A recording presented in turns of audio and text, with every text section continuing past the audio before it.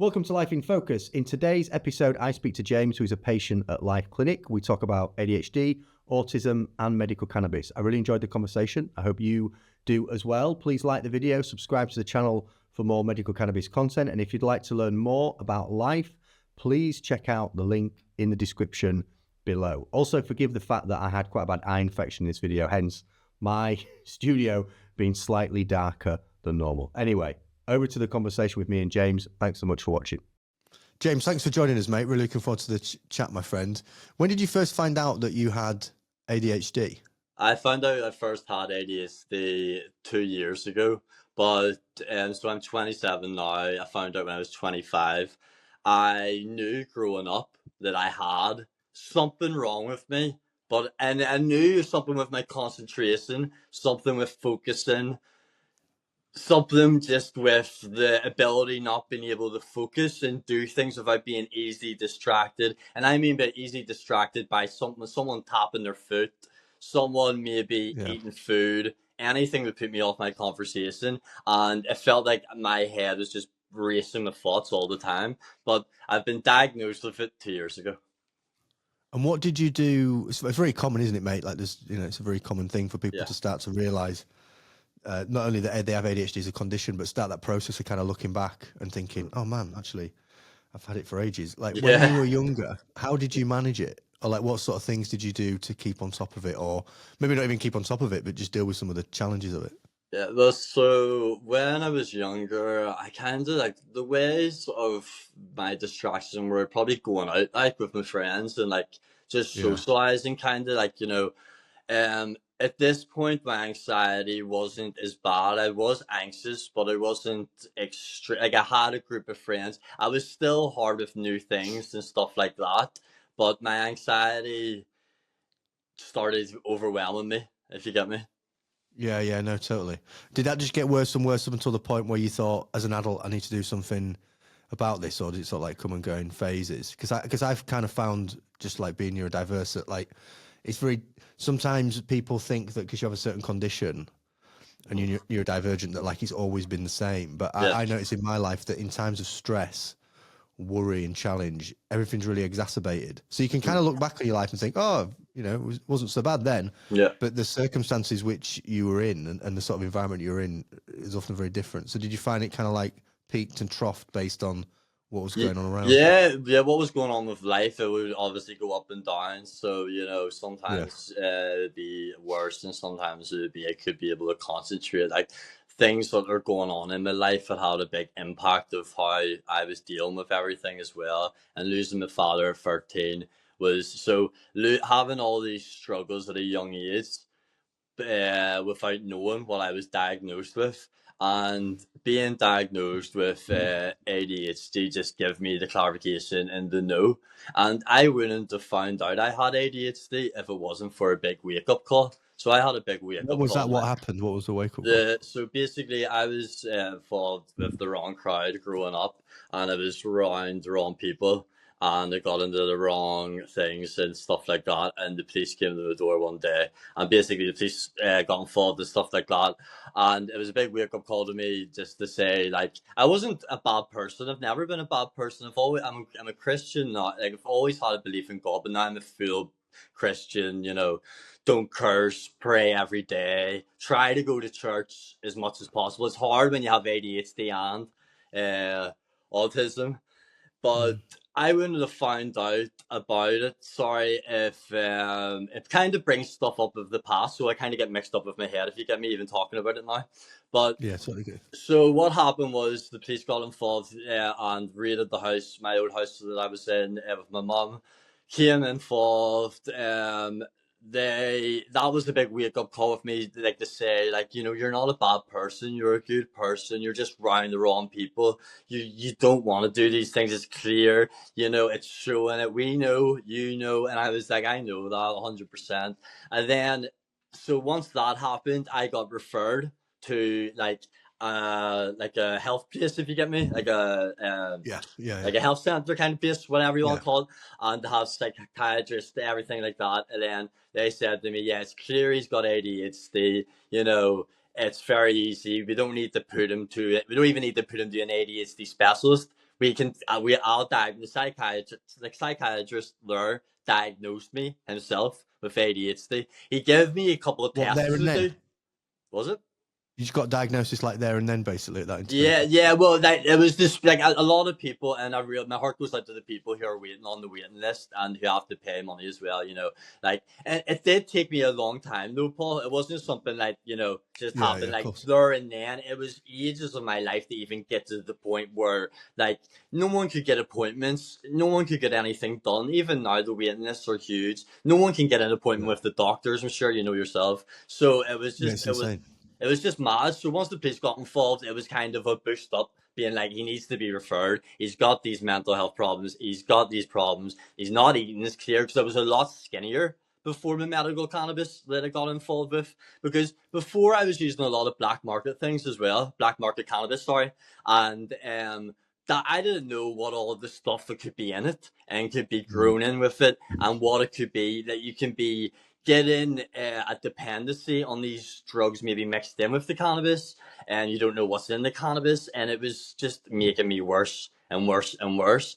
But the police got involved, raided the house, got me in. I kind of got referred, got told to have ADHD, said I'm on the spectrum for autism, and got diagnosed with ADHD. So it did so basically, mine kind of went a bit quicker, if you get me, because the police were involved. Yeah, But the police always saw me as a vulnerable person because of my growing up, losing my dad very young, already had clear signs of disabilities. yeah, ASD and ADHD. So they saw me as a vulnerable person, and that's the way they took me into account. So I got referred, got ADHD diagnosis, the best thing ever to happen to me. Some people say it's the worst, but me growing up, yeah. Paul, all my life, not knowing what's wrong with me, it was music to my ears. I was like, thank God, not the police and all getting involved and stuff like that, but that helped me change my life around. Of course, definitely, it was a blessing.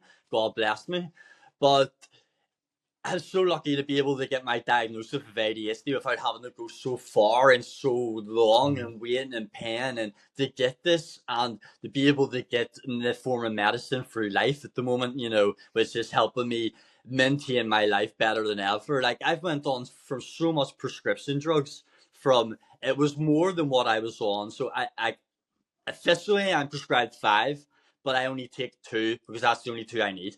So, and that's the only 2 that helps and works well. My college, I'm eating better than ever. I'm happy. I feel happy. I'm, energetic. I'm calm and relaxed. I've never felt then better in the last, like, how well I've been in the last 6 to 12 months that I have at the Yeah, moment. that's And great, I've mate. been using my medicine daily. And that's not everybody has to use it daily, because everyone's different. Different strains for different brains, different strokes for different folks. And I I use it for my medical, and I use it daily. And it's changed my life around at the moment. But being diagnosed with ADHD was just such a game changer for me, and really that came from the police being involved, and that Yeah, was because I was at a bad point in my life and with the wrong people. I was a good person doing the great things, it's just with the wrong people. yeah. Maybe a I'm glad you few got that wrong things, intervention, just mate. with the wrong people. Yeah. You're right as well that like some people have really different experiences with diagnosis. Some people find it actually quite sad, or they find it like a bit of a grieving process. Everyone's different out the Like, it's how a they step take that. back. Like, it's a step back, not a step forward. Yeah, yeah, yeah. But what I find interesting is what you're saying around where things were at before. Did you take medication? Did you take any medication Yeah, yeah. prior to medical Also, cannabis? yeah, yeah. So I was on medication, so like growing up as well, about like 17, 18. I was put on Yeah. the medication as well. And I was using all What, that like stimulant medication, basically, like No, Ritalin no, type no, no, stuff? no, no, no, not stimulant medication. No, no, no, no. I only Right. started using, so I only got the ADHD medication about two and a half, When you got the 3 years ago. diagnosis? Yeah. 3 years Okay. ago, about, I'd say. And then I started trying stimulant medication for my ADHD. I tried a lot of things for my depression as well, from sertraline, fluoxetine, so Yeah. lots of other ones. And then I tried lots of stuff for my anxiety. And then there's nothing really, you don't get a pill for autism. Do you know what I mean? You don't get a, You don't. That's the thing. But Yeah, the reality yeah, yeah. is there's no pill out there that is like No, you've got diagnosed with autism. We can give you this. Like anything yeah, else, sure, you get diagnosed with mainly not all. There's a lot of conditions out there. You're diagnosed with this. This is what we can give you to help it. You get autism. There's nothing there to help you. But cannabis now, what I'm starting to see is being a big thing. So how did you find out about it then? So you got you got the diagnosis. You've just to rewind. So kind of like most of your life, or your whole life, you kind of known that something wasn't right. There were some things you found challenging, just the way in which your brain works. And then, like many adults now, kind of get an ADHD diagnosis through speaking to a psychiatrist or whatever help. Yeah. Kind of going down that route, Yeah. and getting some help. You got prescribed the stimulant medication to start with. Mm-hmm. And then what was that like? How did you find that experience? Overwhelming. Like it was too. I was sweating all the time. It was making my anxiety far worse. Don't get me wrong. I was laser focused, but I was feeling awful. Yeah. I wasn't eating. Yeah. I didn't eat for a week and a half. Yeah, yeah. Like No, that okay, is. I know the feeling. Like I didn't wait I think, for. Sorry. no, go on, mate. Go on. I didn't eat for a week and a half, and even like put me on that medication and me being on or me having traits of my other condition, and I already find it hard to eat with food. So put me on something like that, and then not hearing me out as much as I wanted for them. Yeah. And it wasn't helping me. Like I could barely get to sleep at night. I was waking up at 4 o'clock in the morning and all. Like it wasn't good. Yeah, I think there's like a not much of recognition around ADHD, like autism and ADHD, and I think there's a keenness, a willingness for prescribers to just give people, oh, you got ADHD, there you go, right, there's a stimulant medication. Yeah. And there isn't enough of a chat around like, well, if you have autism, how does stimulant medication affect people that are autistic? And if you have autism, you don't. I mean, this is my personal opinion as someone who's neurodiverse. It's not medical opinion. It's my personal opinion. Yeah. But like, I'm Same not for sure everything I say. stimulants It's all my personal opinion. Yeah. Just to be clear, if you're autistic, like stimulant medication, I think a lot of people find quite a problematic, challenging experience because it's kind of a clash, and I think that's the complexity of the condition. Like ADHD can make you very impulsive. It can make you kind of like just very distracted. It can mean that at any one time you've got maybe like 7-8 thoughts in your brain that you're thinking about, and that kind of impulsivity can be at the forefront of the way you live. But then autism is about structure and routine and order and familiarity and knowing what's going to happen, and that just doesn't sit with ADHD. So I think when you chuck in a stimulant medication, into that mix, you then got like the impulsivity of ADHD. You've got the required routine of autism, and then you've got a really strong stimulant on top of that. There's loads going on. So I think your experience is really common. And sorry to interrupt you, but and you've got everything going on in your life. Yeah, you've got everything else you try to manage. Yeah. So I think you're on to what you're talking about. I think is an emerging discussion around. There's a category of people that we're kind of missing. And I think that neurodivergent discussion, it's not as simple as just like, do you have ADHD or not? Yes or no, right? Well, you go in that box of all the other people that we say have got ADHD. I think neurodiversity is just way more complicated than that. And our medical profession just kind of sticks labels on people and goes, all right, you've got that label, so now you go take that medication. It's just not very holistic. It's not very person-centered, and it's not very flexible to the condition. I mean, it's very rigid. So I think your experience there is really common. How did you find out about? So you were taking that for a bit, but then how did you find out about like medical cannabis then? So I was always taking cannabis anyway, since like even at a younger age and stuff like that. Which they do not advise anybody. No one should take cannabis unless it's prescribed to them medically. That's just my personal opinion as well. But I found out about medical cannabis actually, funny story. I was in a shop in the city centre of Belfast. I was in, and it's known for that kind of industry. And I'm in that shop, kind of having a look around, hear a guy behind me say, "Oh, you need to get a new such and such for your medical because it will be cleaner than the stuff that you have now." So I heard him say that, and I kind of stopped him. I said, "Medical? Can you tell me more? Like, what's this medical?" And he's like, "Mate, have you not heard? You can get prescribed medical cannabis, and he even said for people like me and you. But he said I was like thanks, I was like thanks, but I didn't take it bad. I was like, it was like just Yeah. no, over my head, and I was like. So yeah, tell me more about it. And he was like, yeah, if you have a condition and if you've tried 2 treatments, you flipping Bob's your uncle, go down, look more, find out more about it. People behind the counter said, yeah, man, it's been there since 2018. You can get it privately through clinics. You have to have a condition, just basically what he said. He said, I think at that point in time, some were doing 2 conditions, I think maybe.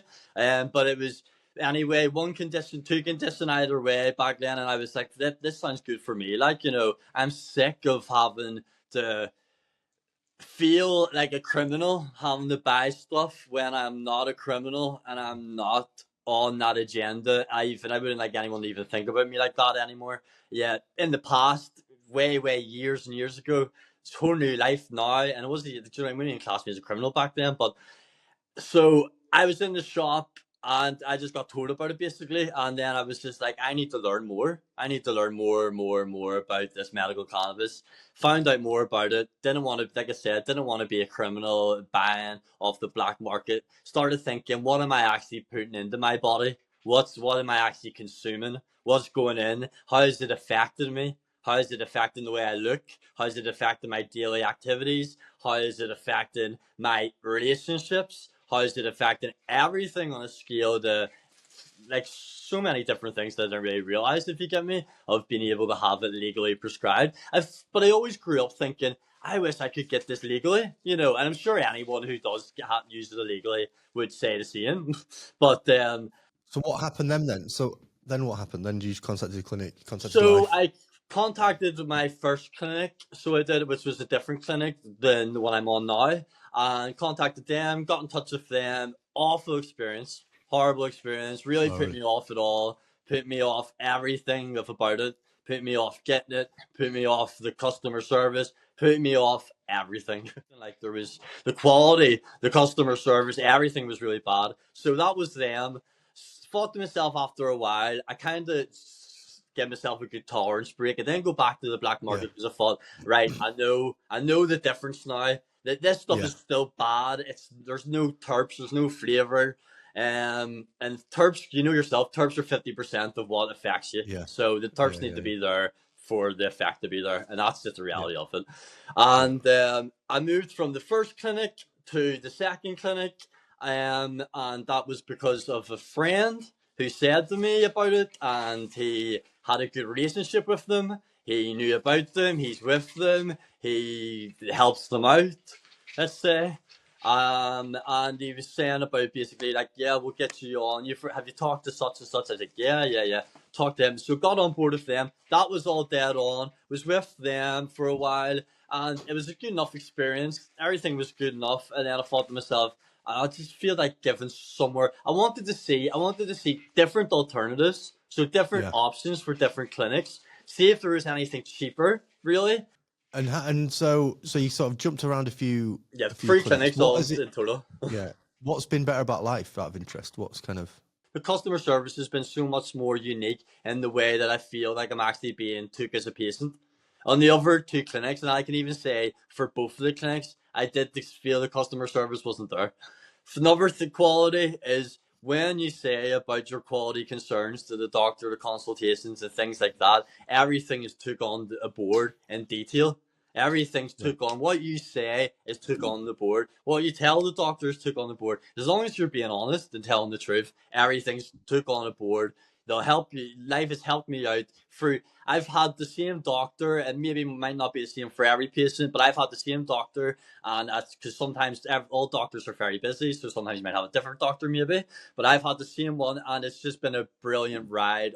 He's been so acknowledged in everything I've said, when the other 2 clinics I've had felt like I've just been like kind of pushed aside. And with the other 2 clinics, I had a lot of like logistic problems as well, and payment problems, shipping problems. There was a lot of problems that I'm not going to go into, but so with Lyphe, it's been quality, customer service, products, Um, Overall experience, just ticking all the boxes. And how? So when you got the meds and you started taking the meds, and what did you notice versus stimulant medication and things you tried in the past? Like, what does it kind of do for you? So the great thing what I noticed of both, the best of both worlds, I like to say, is that so I'm getting a stimulant basically. So say the sativa effects have been energizing me, and basically, so I'm not like I'm getting a stimulant basically from the sativa, and it's basically giving me the energy, and I'm still focused and concentrated. So I've got energy, I can focus and concentrate, and I've still got an appetite. So it was covering everything all my Yeah. pills were prescribed to me to do. And I've got an appetite. I can concentrate. And I noticed this like as soon as I inhale through my vaporizer. Like I feel hungry. I'm calmer. Now the hunger it starts to gain. But I mean, I'm calmer. I'm focused. I'm energetic. Now, different strains for different brains, like I always say. And sativa, most are hybrids nowadays, as you know, so you get the best of both Yeah. worlds. But I just felt like everything just felt more complete and just felt more at ease. It felt more relaxed. I've got a better sleep at night the first time. Unbelievable sleep. I remember I just wanted to ring my mum and say, "Oh, oh, you want to see the I could sleep I say. had?" Yeah, you want to see the sleep I had? That's what I wanted to. I might have done it, I don't know. But it was just a game changer in the way that not a game changer, like a game changer, but a life changer. Like it was really Yeah. helping me with everything that I was coping or struggling to cope with.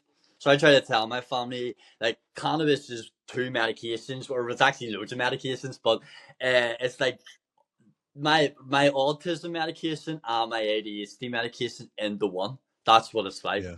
You know what? Sorry, Yeah. that's what it is. It's not what it's like. It's what it is. That's still the Yeah. stigma of cannabis in my It's head. That yeah. because I'm talking to my family, I need to talk about it in like a different form. Yeah. But now that Slightly I'm different. starting to get to the point where I just tell them, Yeah. yeah. So it How did covers they both. how did they react to it? How did people and friends and family react to you going, right, I'm taking medical cannabis for ADHD autism? Yeah, well, so family at the start, the family are supportive of it, but at the same time, they all have their own beliefs, and they're all Mm.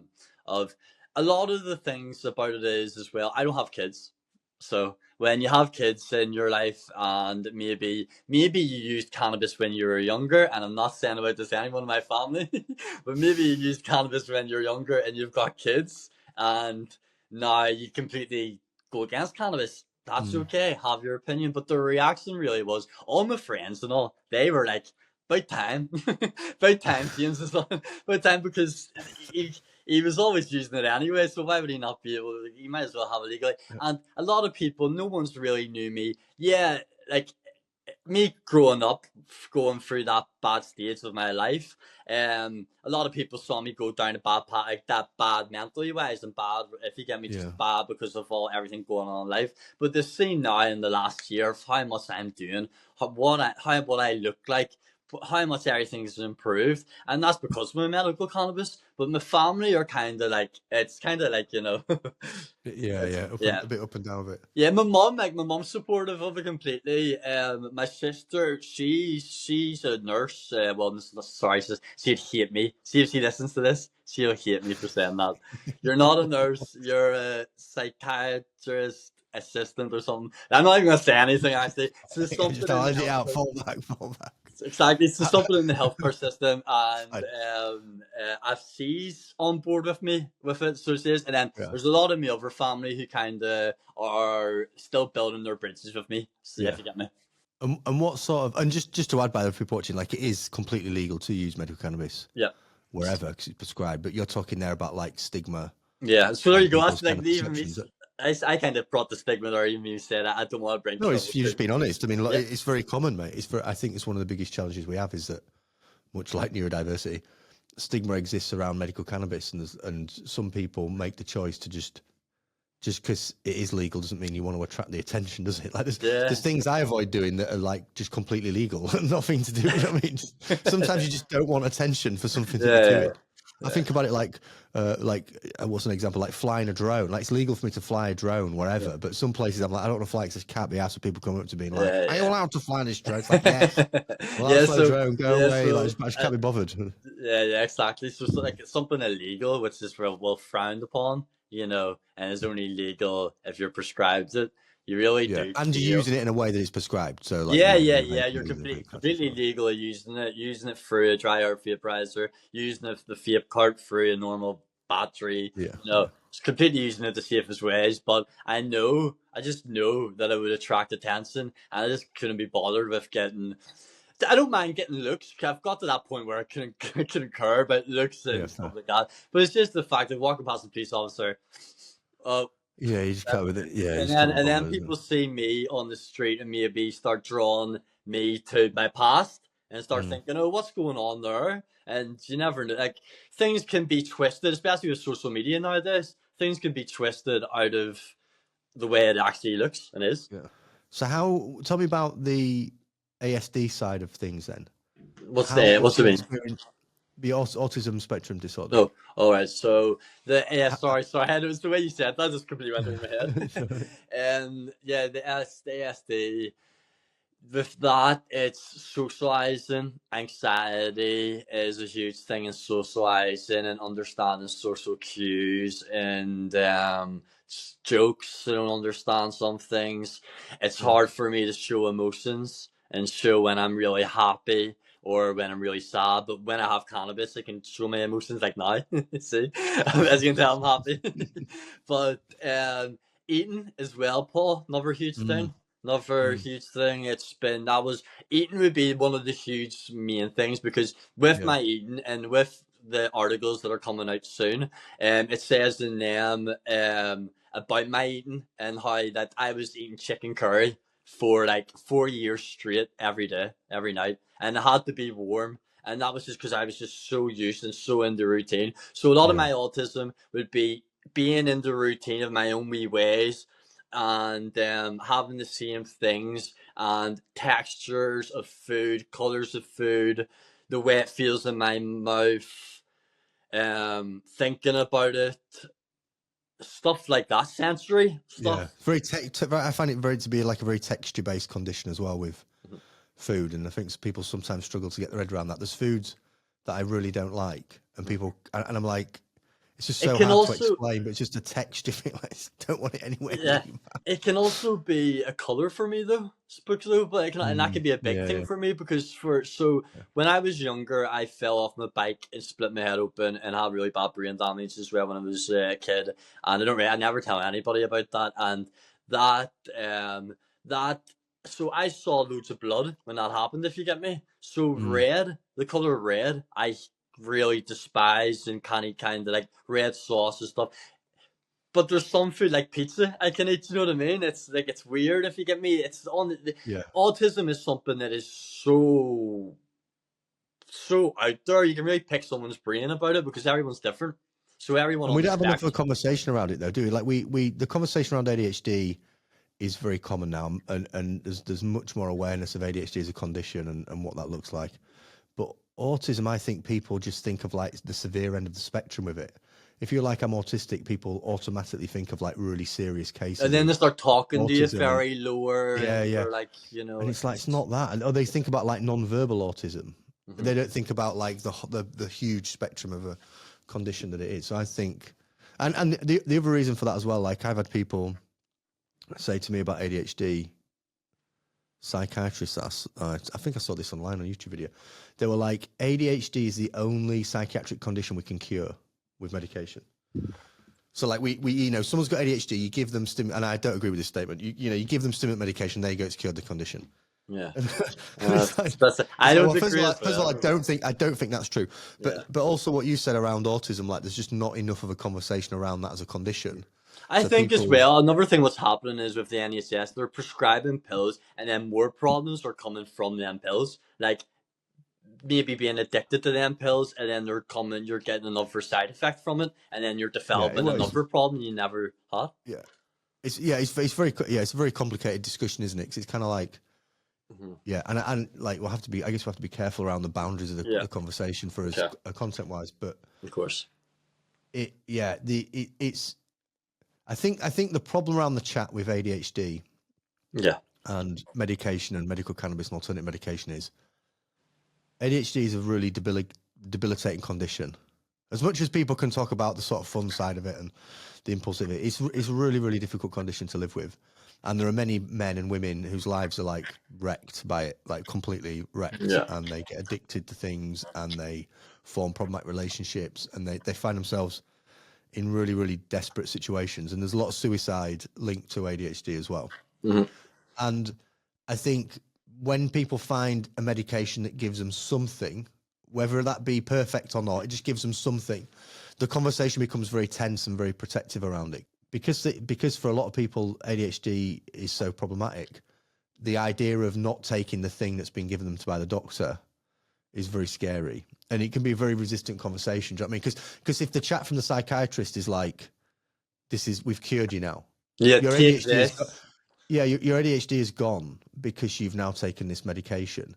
Then if you buy into that, then it can be very scary, the idea of not taking the medication. So I think there's this kind of fear. It's kind of this like fear-based prescribing. It's like, right, you have this condition, we give you this and it goes away. So for a lot of people, that's a really scary conversation and a really scary thought. And then it comes along as well with what your family think because you're not taking the medication. Oh, of course, that's such a hard chat. Family, you know, will I tell them? If I do tell them, will they think I'm crazy? You know. What's your advice to people who have ADHD or you know, autism and ADHD and wanting to kind of like, what's your kind of general advice based on your experience? So my advice is if you don't know you have it, go down and see if you do.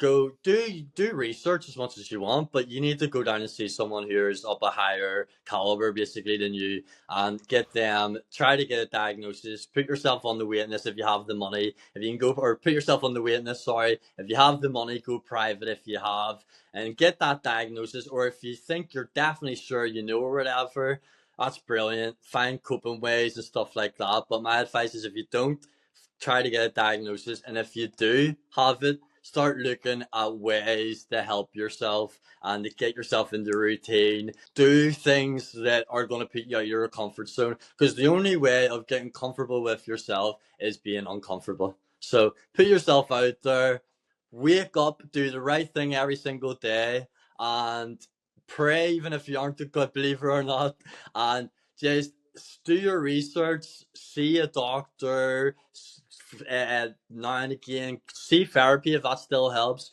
see what medical there is for you. Like the treatment I've been talking about is unbelievable, and don't give up. That would be my main things. Just do not give up. Have hope. Mate. Have hope. Yeah, good advice. And people that are experiencing those conditions aren't alone. Like there is help. There's lots of people out there who are the same. There's so many people who are out there the same or worse than you. And that's my advice would be actually is always remember there's someone out there who's having a worse day than you. Yeah, it's very stoic that. It's a stoic thing. Could always be worse. It's true. I like it. Some people dismiss that. Yeah. But I think about that a lot. Like things could be worse. Focus. And my thinking as well with people that are watching this thinking, what should I do? Is just take charge of your healthcare. Basically, you can do things. Put yourself first. That would be another thing. Put yourself first. Yeah. You cannot help anybody else in your life or anything else in your life if you're not putting yourself first. Took me a long time to learn that with ADHD and ASD. James, I really appreciate you chatting to me, mate. I always enjoy our conversations. You're a great lad, and I really admire you sharing your experience. It's really, really helpful, and I really like the way you articulate it, and it always makes me feel good chatting to you because you're doing great. I'm really proud of how well you're doing, mate. So, well, I have to say, you're part of it. Well, you know, I'm not sure I can take too much credit, but I'll take it. Fine. All right, wicked. Thanks, mate. Appreciate you taking time to talk to me. Thanks. So thanks for watching today's video. Please like and subscribe to the channel for more medical cannabis content. If you'd like to learn more about the work that Lyphe does, check out the link in the description below. Thanks for watching. Take care.